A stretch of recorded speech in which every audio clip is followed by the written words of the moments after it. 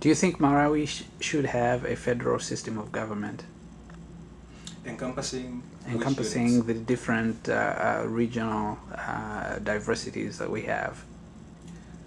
No, but I believe there should be strong local governments. I don't know if that would then lead to some sort of regional strength to the point of federating. I don't believe in the idea of federation for Malawi because, number one, I really don't think Malawi is big enough to have those kinds of units. Secondly, I think that there's a reasonable amount of homogeneity in Malawi culturally. I don't think that a federal government would really make sense because the units it would represent are really pretty much homogeneous. But I believe that there should be more power given to local governments, district assemblies, city councils, even school districts. I think there should be school districts to start with. There should be there should be school boards in every district. And I think that this should be given a lot of power, including the powers of taxation. I think that's democratic, and I think that the more people have the responsibility for the development of their own area, the more they are dedicated to developing their area. If everything is to come from Lilongwe, then there will not be that road built between Balaka and Ulongwe that I want.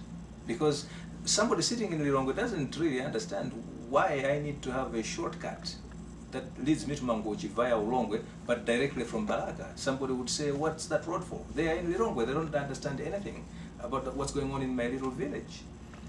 But you see, that's another area where the Mutharika government has failed, because the Mutharika government is required by law, by the constitution, to run local government elections.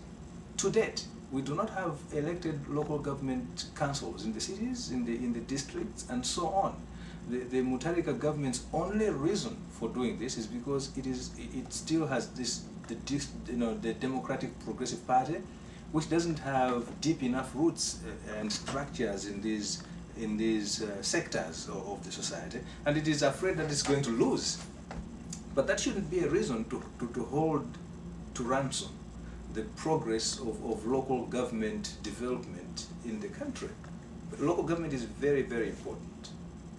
Do you think the development of Malawi has been equally distributed between the different districts, regions? And if not, how do you think that could be or should be addressed?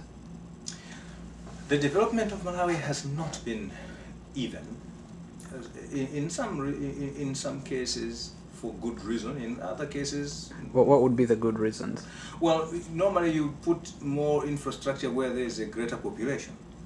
This because you want to serve a higher population, or you put a good infrastructure where you're going to extract economic activity. For example, it makes sense to have a very good road leading to Mulanje because of all the tea farming there. It makes a lot of sense to put a good road in Kasungu because of all the tobacco farms.